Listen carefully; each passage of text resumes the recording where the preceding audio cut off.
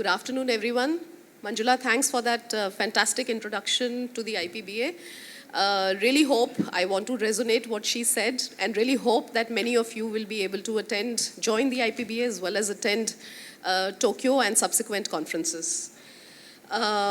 Moving on to our first panel discussion of the day, which is after lunch. I'm guessing a lot of you will feel sleepy, but I promise we have a very, very exciting set of panelists who are experienced in this sphere. So, to my left is Abha Malhotra, who's a very, very seasoned litigator at Delhi High Court with ample experience behind her. To Abha's left is Tejas. I think everyone in the room should know Tejas, so I'm just going to stop there. To Tejas's left is Gautam. Again, someone who's extremely seasoned and experienced, and he has come here from Bombay. He's a partner at Phoenix Legal. To Gautam's left is Senthil, who has traveled from Singapore, and he's going to provide an international perspective to this particular panel discussion.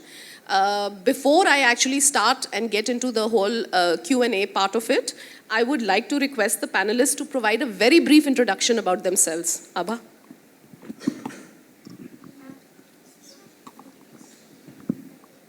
I hope I'm audible. I'm Abha Malhotra, a litigator for government as well as for commercial personal disputes. I've been senior counsel for Union of India, but my heart lies in arbitration, member of DIAC, done some courses from SIAC, and I'm also a mediator with Samadhan, as well as I've been called to lecture at various universities. So that's in brief my resume.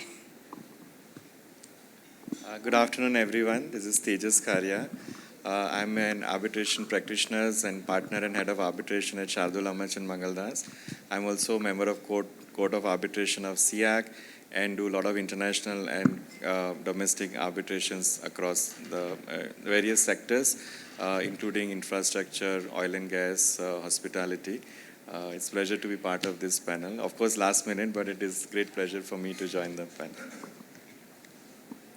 Good afternoon, everybody. My name is Gautam Bhatikar. I'm partner at Phoenix Legal and based out of the Bombay office.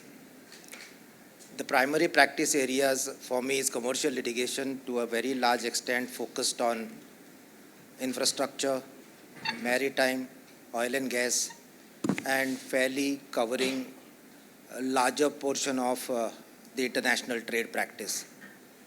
To a large extent, arbitration has been part of my practice, especially domestic and to some extent international as well, considering the international trade practice. Thank you. Good afternoon, everyone. Senthil from Denton's Rodyke in Singapore. My areas of practice are generally commercial disputes.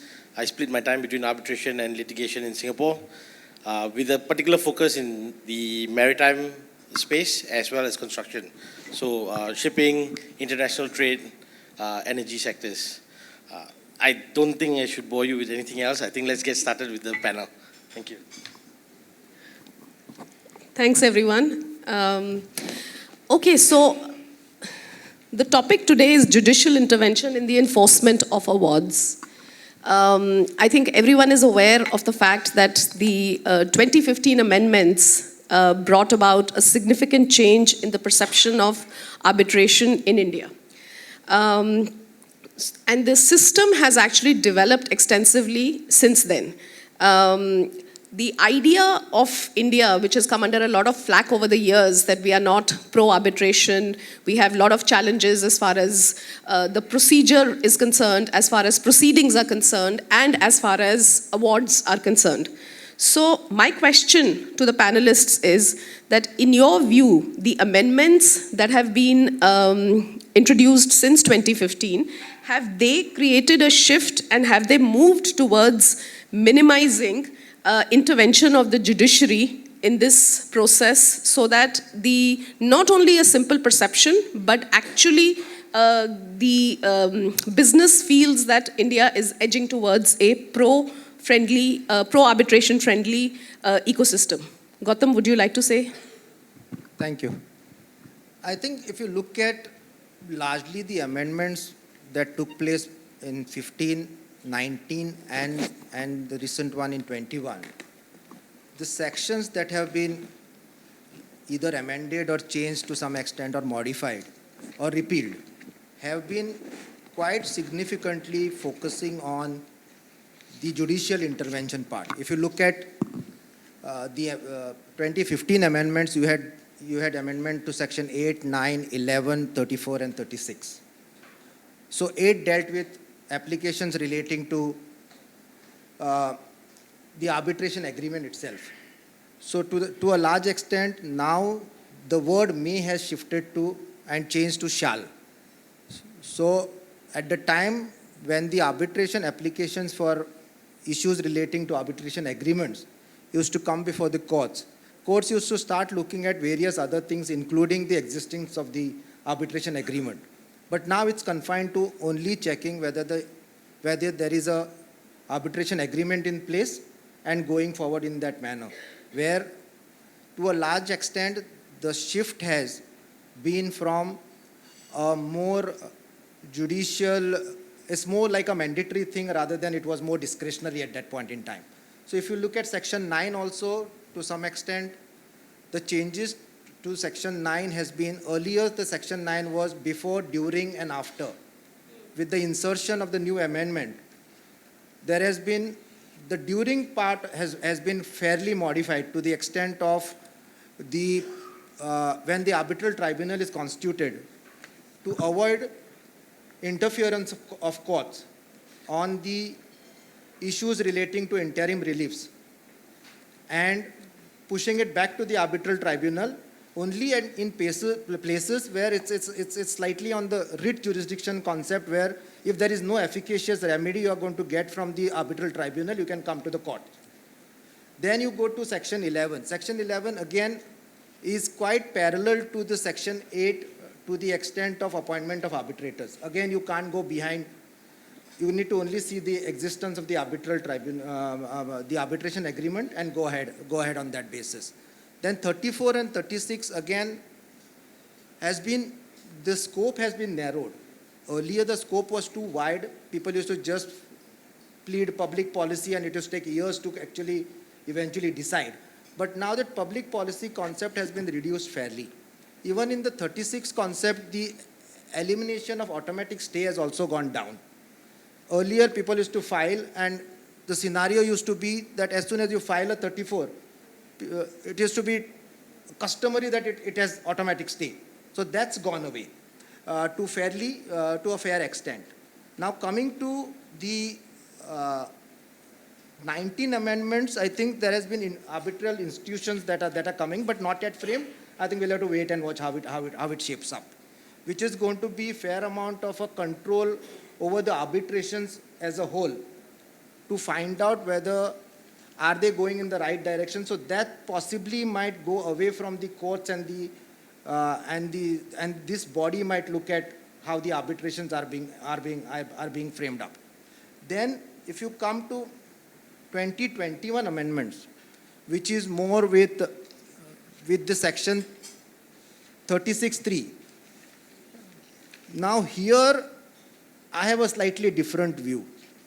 If you look at 33(6), which is talking about fraud and corruption, unfortunately, even though similar provisions are available, here now the issue relating to going away from the court, it's going the reverse. You're going more towards the court.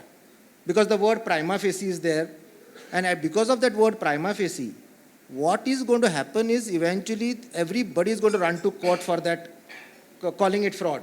And as Indian lawyers, we love pleading fraud every now and then. So you will have that problem even for the international commercial arbitrations. So this is as a sum up of how things are.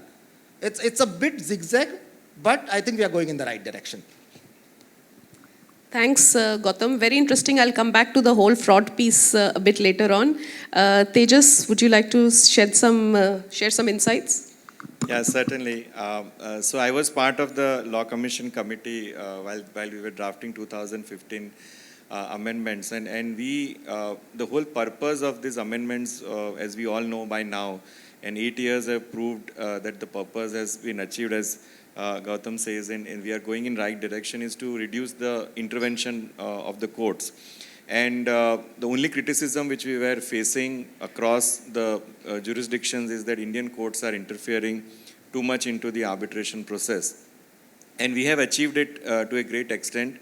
We have Section 5, which limits the judicial intervention other than what is provided under the Act. And we have now clarity with regard to a lot of provisions of the Act, which, because of the judicial pronouncement, we were creating issues with regard to whether Indian courts can grant interim relief in foreign-seated arbitration. So we have now, the amendment says that 9, 27 and 37 is available for foreign-seated arbitration unless it is expressly excluded. So that whole controversy about Indian courts jurisdiction in setting aside of the foreign award has been eliminated completely. Also, grant of interim relief, we have made Section 9 and 17 identically worded. That earlier, before amendment, there were difference in the language. So we can say that the tribunal can grant the same relief what the court can grant under Section 9. And 17.2, we have introduced that interim orders passed by the arbitral tribunal would be enforceable, and we are going to discuss about the Amazon future case as well in some detail. So those are all welcome steps to reduce the court intervention.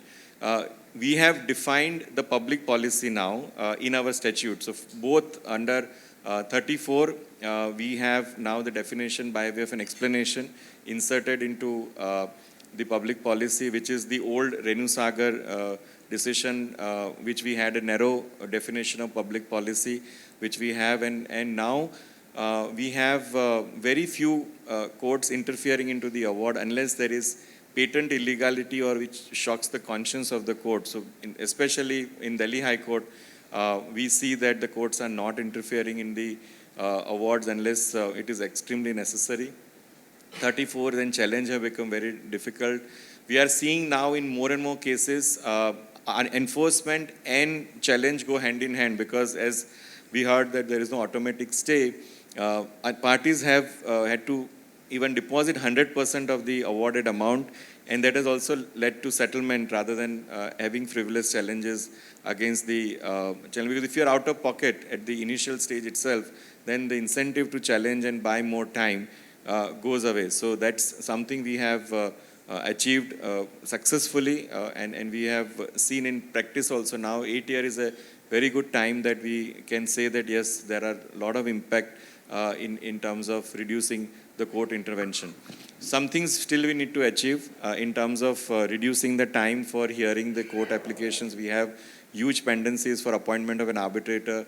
Now we have this stamping issue. We were before the 7-judge bench yesterday has reserved the order, and hopefully the law will be corrected that at the stage of appointment, you don't have to go into the stamping aspect, and you can leave it for the arbitral tribunal to decide it. The NN Global created some confusion.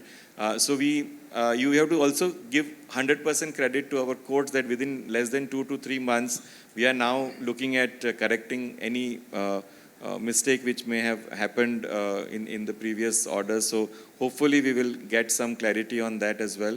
So again, the message is to reduce court intervention. Wherever it is necessary, please not exercise jurisdiction. The role of courts is basically to support and supervise, and not to replace as an appellate court. And it's, as we all know, it's not an appeal, it's only an application for challenging the award. So there is a very limited jurisdiction of the court, and we are comparing ourselves with jurisdictions like Singapore and London, and we need to bring in that uniformity. We need to have specialist benches which can then decide the arbitration related matters, who are well versed with the law of arbitration. We can expedite many of the pending cases which are pending. And as far as appointment is concerned, again, as we heard, we can delegate it to the arbitral institutions. We have very good arbitral institutions, and Section 6A and 6B has been added by way of 2015 amendments. Of course, 2019 amendments recommends deletion of 6A because there is no prima facie finding by an arbitral institution. They have to just appoint the arbitrator. But 6B talks about that the delegation of power to appoint arbitrator by the court to the arbitral institution will not amount to delegation of judicial intervention. So Section 11 has been extensively amended. The timeline of 60 days has been put in there as well. In 34, we have 1 year timeline. So even we are putting timelines on the court to expedite the whole process of the court intervention. So in my view, we have achieved a lot. We can do much better, but yes, I agree with Gautam that we are on the right direction. Thanks, Tejas. Very, very insightful. I think, so there is overall consensus that we are moving in the right direction. Senthil, as a practitioner in Singapore, okay, what has been your experience both in Singapore as well as in India in this context? Okay, I'll preface everything by saying that don't think I'm in the best place to comment on Indian practices, but I'll definitely share where the Singapore experience has come from. So, as far as Singapore is concerned, I think it's well known that we have taken the approach that minimal curial intervention, right? Right from the get-go, it's always been the courts are not going to interfere, and we want it that way because at that point, we were looking to build Singapore up as a dispute resolution hub, as an international arbitration hub. What that has meant is that our courts have really taken a very hands-off approach with challenges to arbitration awards. And over the last 15 years, if you just review the cases that have come out, they also take that attitude to other aspects of applications to court in respect of arbitration. So just taking one example that Gautam raised, which is, I believe it is the interim reliefs, right? There was an amendment in 2015 on interim reliefs. So in Singapore, the court has the power to make interim reliefs, as does the arbitral tribunal. But the courts take a very hands-off approach, more so than India, I think, at this point in time, because it's not just interim reliefs that can be sought from a tribunal that's already been constituted, right? The Singapore position goes further to say that as long as there's an institution involved, so no matter that the tribunal is not even constituted yet, right? As long as there's an institution involved, and that institution has rules that allow for such interim relief, then don't come to the courts, right? Stay with the institution. That's what parties have chosen, and that's where you go, right? And this has, played out in a way to the prejudice of some parties at times. So, again, another simple example is emergency arbitration, right?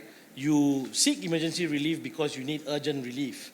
And I think, I won't be being too modest when I say that Singapore courts are extremely fast in granting that interim urgent relief. Like if I was to file an application for a freezing order or a search order, I could get it within a day or two, right? But now, because the courts are saying, you have chosen to go to arbitration under a particular institution, and that institution provides for emergency relief, go there and ask for the relief. But what the courts don't appreciate is that the reliefs or the rules under those under the institution generally envisage 7 to 14 days before you get your relief, right? Very different from what you would get in the courts. And arguably you could say that parties have chosen that, right? But if you look at it from the perspective of one, the practitioner, and two, from the client's perspective, it is a problem for them because they're being forced to wait for their relief, and I'm not sure that's the best position to take. I know I'm criticizing our Singapore courts, but I'm here. I probably am safe a bit. But again, the point I make is that I think that Singapore, not just the rules or the statutes, but the judicial attitude has always been hands-off. If you have chosen arbitration as your mode of resolving a dispute, then go there. Thanks, Senthil. It's very interesting. I'm so tempted to, mention a couple of stories, but I will control my urges. Just one point that I want to take from what you had said about an emergency, arbitrations. So essentially where we stand in India is that if we look at the Amazon case, there has been a tendency of Indian courts to go towards to respect party autonomy, as well as we are moving towards hopefully, an institutionalized arbitration versus an ad hoc arbitration. So now coming back to the Amazon case, in this particular case, the Supreme Court actually upheld the award, okay? And here what they were trying to do was they were supporting the Arbitration Act provisions as well by basically ensuring that they were not interfering, okay? So do you think India is ready for this, Tejas? Would you like to talk a little bit more about this particular case and what it means in the evolution of the jurisprudence in this regard? Definitely. So what India, we had a problem in 2015-19, both amendments, is that we suggested to amend the definition of arbitral tribunal to include emergency arbitrator. Somehow that amendment was not accepted, and we don't have a definition of emergency arbitration or any concept of emergency arbitration in our act.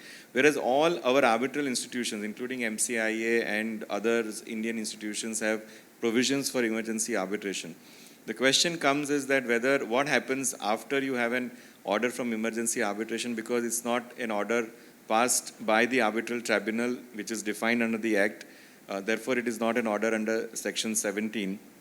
And also, it is not an order of the court because it's not enforceable. So we had that issue for quite some time, and whenever we had a foreign-seated emergency award, we had to go to Indian courts and file a separate application under Section 9. So we had HSBC, Avital and other cases where we had to go back to court under Section 9. In the case of Amazon, it is a great achievement for us, because what we could not achieve through legislative amendment, through judicial pronouncement, we have been able to achieve that. And what the court has held is that order passed by the emergency arbitrator is as good as an order passed under Section 17(2), which says that the order passed by the arbitral tribunals are enforceable as if it's an order passed by court, and there is a deeming fiction there. And we have extended that deeming fiction of the orders passed by the arbitral tribunal being the orders of the court to also emergency arbitration. This has helped us in many ways. One is that emergency arbitration is a tool which helps to get the interim relief within less than 14 days. Whereas if you go to court under Section 9, we have to wait for a long time.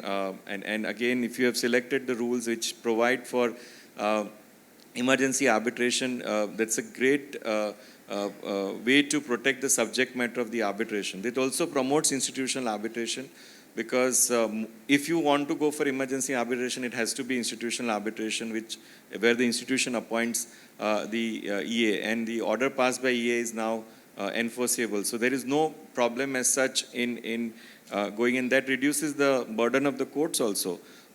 When you have to go to the jurisdictional court, or wherever the seat is there, you have to go to that court for getting the interim relief. And the judges are always not that quick as the emergency arbitrator, who can just be appointed for that particular purpose to achieve this. So this Amazon judgment has really helped us in bringing that clarity as far as enforceability of emergency arbitrators' awards are concerned. And now at least we can say that for India-seated arbitration, we have a clarity. The only problem comes where the seat of arbitration is outside India. And there we are proposing to change the definition of the tribunal, or to say that in addition to the orders passed by the tribunals in India, the orders passed by the tribunals outside India also, emergency arbitrator will also be enforced in India. For that, we will have to add the amendment to our Section 2. And if we can achieve that, we can get a clarity. The other way to do is just introduce the definition of emergency arbitration and get a clarity. But at least for India-seated arbitration, we have now the clarity due to this judgment, thankfully. It's a huge step forward, in my opinion. Gautam, any thoughts? I think, see, I'll not get into the judgment because Tejas has already covered it. I think what we need to look, if you have to grow as an arbitration hub or institutionalize to a large extent the arbitration procedures and rules, the way forward would be try and reduce the judicial intervention, increase the party autonomy, because that's the whole idea behind the Arbitration Act coming into picture, where maybe in the 19th century onwards. The whole idea was go away from the court and start your own so-called private resolution of disputes. And if that were to happen, then at every stage where the judicial intervention comes into play, there has to be reduction to a very large extent. But at the same time, there has to be some judicial sanctity to be taken care of as a supervisory body, which I think things are going in the right direction with legislature and judiciary working together simultaneously on different cases and putting the law together. I think we generally we are in the right track, but what eventually will happen is what is the time we are taking, and eventually how things are looked at by international corporations investing in India or having disputes or otherwise or contractual obligations between Indian parties. And the next level would be then two international parties choosing India as an arbitration hub. I think that should happen eventually, like how Singapore is. Not sure whether it will happen in my lifetime, but yes, that's the eventual goal. Senthil, any best practices from Singapore that we can emulate over here? Well, I was going to say, Singapore is the best practice in this. But, yeah, happy to share a few examples. I think, okay, and this goes slightly beyond the legal aspect and more into the logistics of it, right? But if you look at the time taken to enforce an arbitral award, for example, in Singapore, you make an application to register the award, and then there's a fixed period, I think it's 30 days, where an application can be made to set aside within that period of time. And once that period is over, and then you go ahead and you have it registered as an order, and you enforce it, right? So you're looking at a time frame of a matter of weeks, maybe a few months. Now, in a jurisdiction that can do that, then you automatically increase the attractiveness of that jurisdiction. Because, see, the procedure or the process of getting an award is only one aspect of the consideration for parties. It is the practical outcome, which is, can I get my money, right? And I think in that sense, Singapore had that end in mind when it came with the idea that, look, minimal curial intervention. And in fact, in the parliamentary debates when they were enacting the Arbitration Act, they were very clear. Singapore is an undeveloped, or at that time, was an undeveloped jurisdiction as far as arbitration is concerned. And so to make it attractive to international businesses to come there, we have to follow what the international standard is. And at that time, the model law said these are the only means by which you challenge an arbitration award, right? So by adopting that, arguably we enhance the attractiveness of Singapore. And today, where we are, you couple the limited scope for a challenge plus the speed at which our courts move, I think, that is one of the main reasons why people come to Singapore. Utopic. Exactly. I mean, well, I wouldn't go so far, right? Because there are other issues with that approach, which is the fact that, there is no right of appeal. And I think there's been some talk on the ground that, look, a limited right of appeal may be warranted, right? Whereas at this point, everyone comes to Singapore thinking, okay, I get an award in Singapore or in an arbitration award, and if I have to enforce in Singapore, it's a done deal. And it'll be done within a matter of weeks or months. I mean, I have things to share on what the talk on the ground in Singapore is and how we want to actually move away from being so efficient, right? Because, and actually it ties up with this topic because you guys are trying to push towards minimal curial intervention, whereas we are now trying to push for some curial intervention. In the UK, Section 69 allows parties a right of appeal on an opt-in basis. We want that on the ground because there is value in an appeal. You don't want a situation where parties are stuck to an award and there's absolutely no chance of rectifying a problem, right? Someone got it wrong on the law, but you can't amend it. You can't change it. Whereas if you have, and again, this ties in with party autonomy, if you have a right to challenge an award, limited right, ostensibly, limited right to challenge an award on a question of law, then, you value getting it right over getting it done. And I think there is some value in that. So while we're all talking about how India wants to push towards, being as efficient and as effective and attractive an arbitration hub, I think you also need to balance the fact that you should want to get it right more than just getting it done. Very interesting. Very interesting. I think that we can actually have a session just on that one piece. It's a fairly exhaustive discussion. So moving on to Renu Sagar.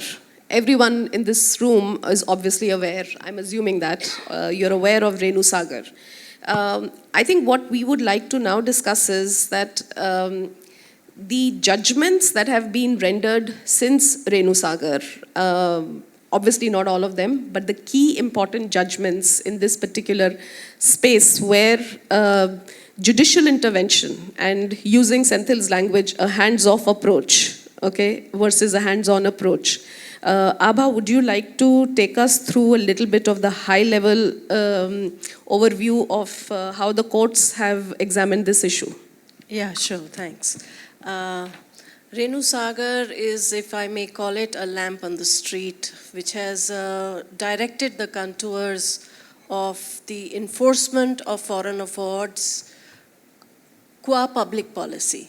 It has narrowed down the sphere, and the three basic, I don't want to read out because I'm giving a bird's eye view, but the three basic judicial principles incorporated in Renu Sagar were fundamental policy in comparison to public policy of India, fundamental policy of India, or second, interest of India, and third, justice and morality.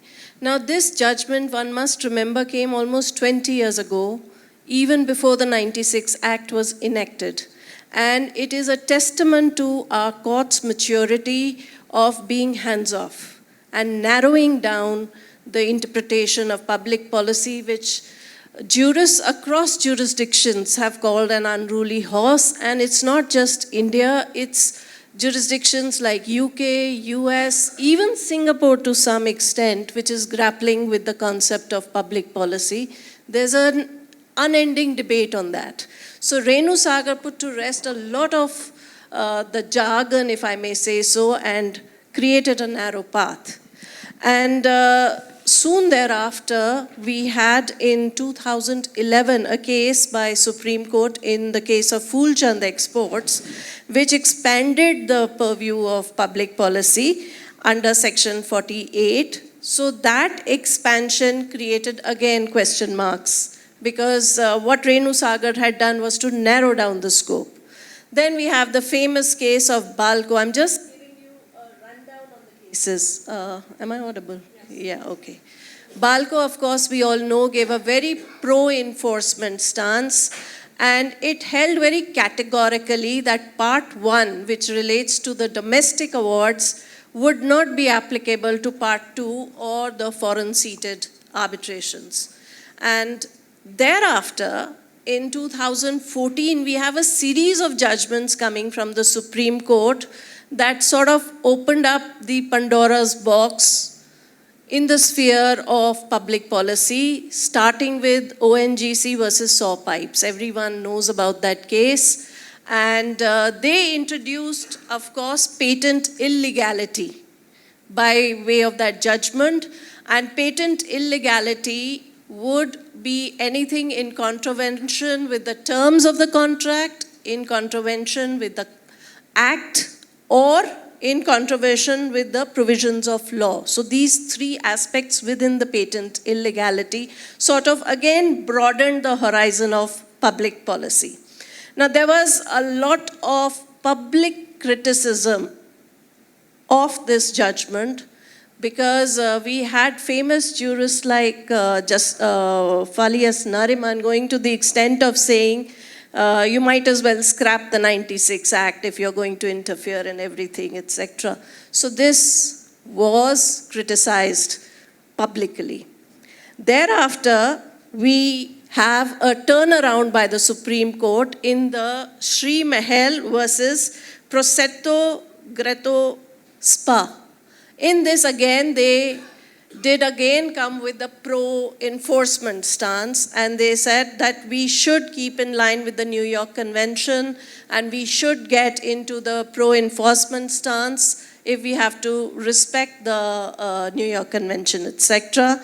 And this case actually was challenged under that concept of patent illegality under Section 48, which is the conditions for enforcement. So they said we will not apply this rule of patent illegality and we will narrow down public policy. Going back to Renu Sagar, that's why I keep calling Renu Sagar as the lamp that sort of defined the contours. And as he rightly said, it was after Renu Sagar that the amendment in 15 came, incorporating those three fundamental judicial principles. Thereafter, we have the ONJC versus Western Gecko International, again in 2014. And this case, the Supreme Court studied where it could possibly annul an award, and it decided to take a hands-off approach. So it followed a hands-off approach to the extent of not annulling the award, but it introduced something called the Wednesbury's principle of reasonableness. Now this again was widely criticized, and it was soon followed by the case of Associated Builders versus DDA, which again followed Western Gecko of Westbury principle of reasonableness.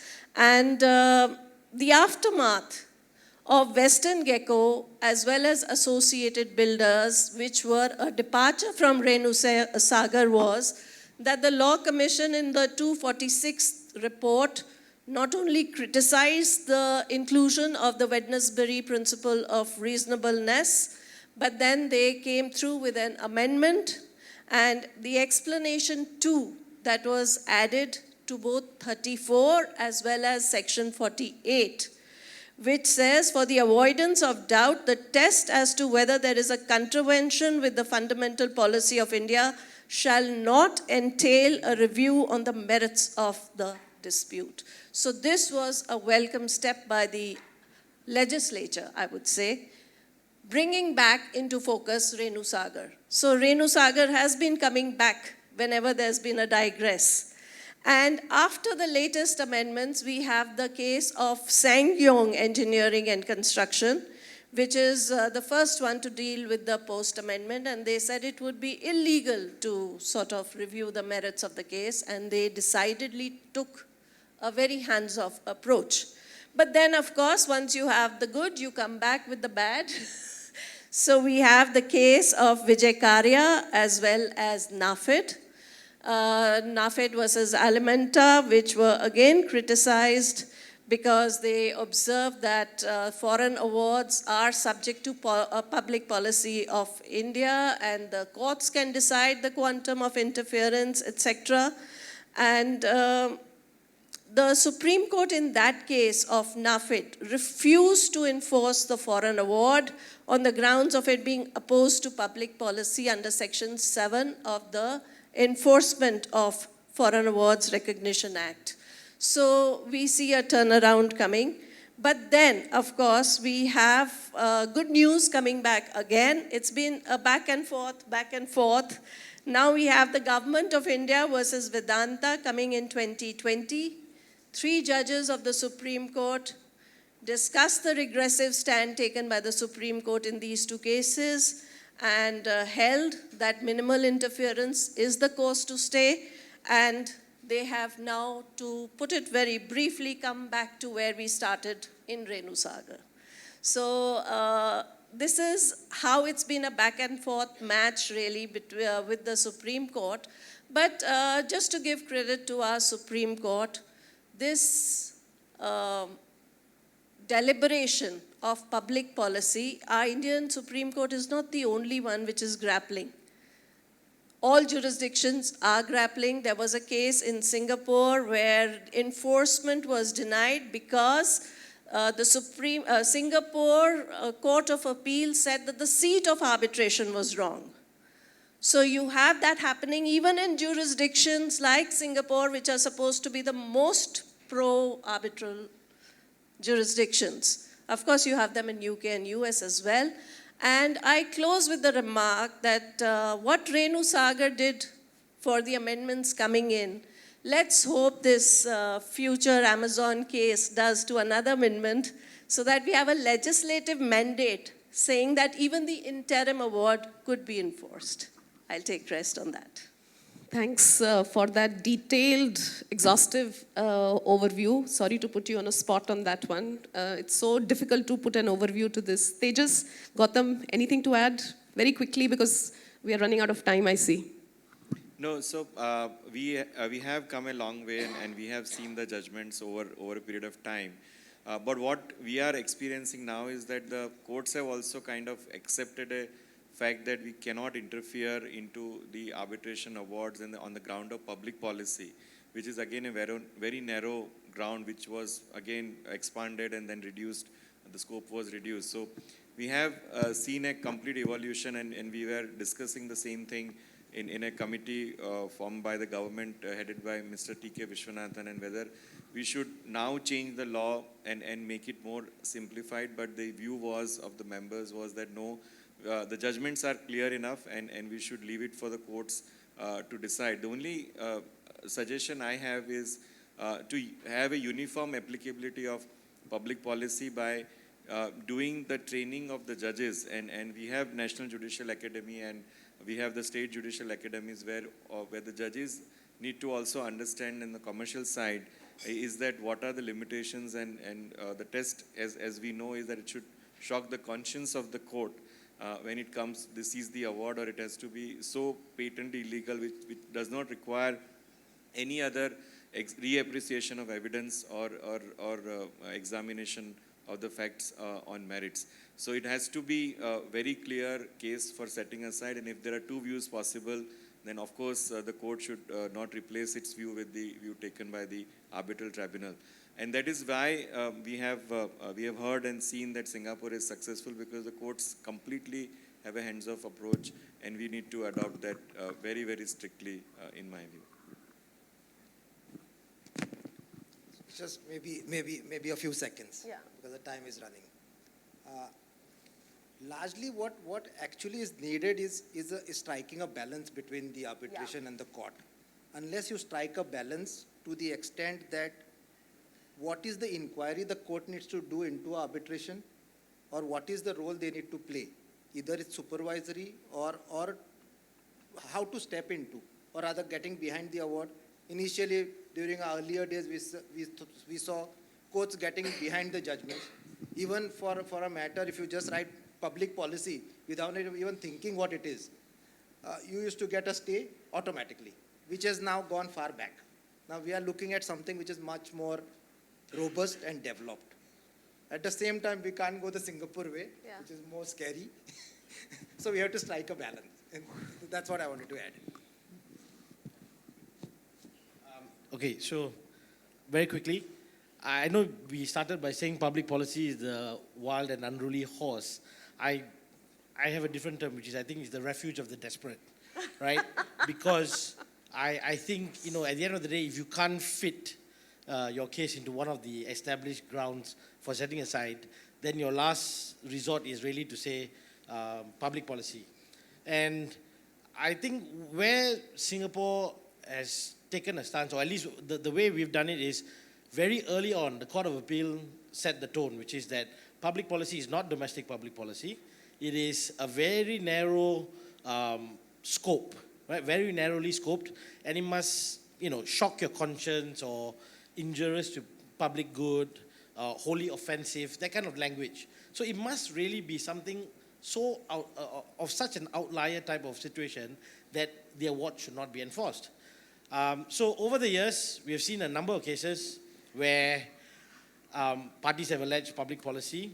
So, but you know, if you were to really dive deep into the cases, these are actually just challenges to the merits, right? Errors of fact, errors of law, you know, not being allowed to produce documents, or rather to seek discovery of documents, stuff like that, and the courts have thrown it out. In fact, I think in 2022, we have one High Court decision which said that even if an award has been partly or fully satisfied in another jurisdiction, it doesn't mean that the Singapore court will not register the award as a judgment in Singapore, right? So, you know, at the end of the day, the courts respect the award, right, and they respect the process, and I suppose it works, right, and which is why Singapore remains as attractive as it is. Thanks. It says time's up, but I do have we haven't, okay, it's fine, so fine, I'll summarize, okay. Yeah, so questions, do we have time for questions? Yeah, okay, 2 questions. Anyone has any question? What is the percentage of ad hoc and institutional arbitration in Singapore? Is there some data on that? Okay, so my understanding is there is no such data available publicly. I believe that the institutional arbitrations, there are statistics because there are annual reports that are published. We're looking at about 300-400 cases, I think, as of last year. That's for SIAC. SCMA has very little. But the ad hoc ones, ad hoc arbitrations are not exactly vogue in Singapore, right? We tend to go the institutional route because there's a lot of certainty. I understand that the Indian experience is a lot different. Yeah, it's completely on the opposite side. So, and that's the concern, you know, when we speak about judicial intervention in enforcement, I'm talking about even domestic. The fear is with ad hoc arbitration, if you're going to go down this way, you know, blindly, I go back to what you said earlier, is that if there is no some kind of a filter where the courts are taking a complete hands-off approach in an ad hoc world like India, where the arbitration is mostly ad hoc, I think it raises a lot of questions because, frankly, in my 30 years of experience, I have seen awards which shouldn't, by no chance, can stand the test of any legal principles. And, you know, those are the kind of awards where you are very concerned, which, you know, let's get things done over, let's, you know, get the justice done. I think one nuance that didn't come out here, given the time, is the fact that in Singapore, or rather, you know, jurisdictionally, we do differ in certain ways. In Singapore, domestic arbitrations do have the right of appeal, a limited right of appeal to the courts. That's statutorily provided for, right? That right was not provided for under the International Arbitration Act.